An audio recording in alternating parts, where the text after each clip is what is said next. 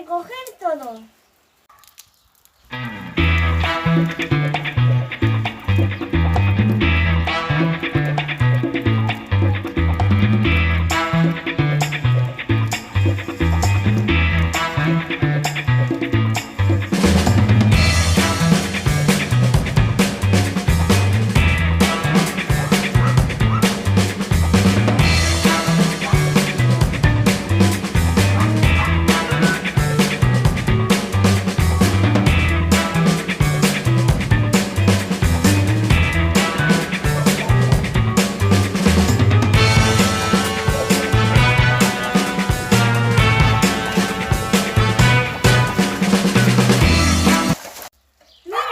Naturaleza, he cogido un kilo de basura en 30 metros.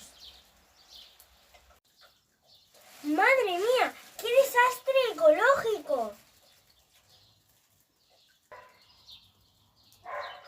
Entonces, si de Cartagena a Murcia hay 50 kilómetros, habrá más de 1.600 kilos de basura.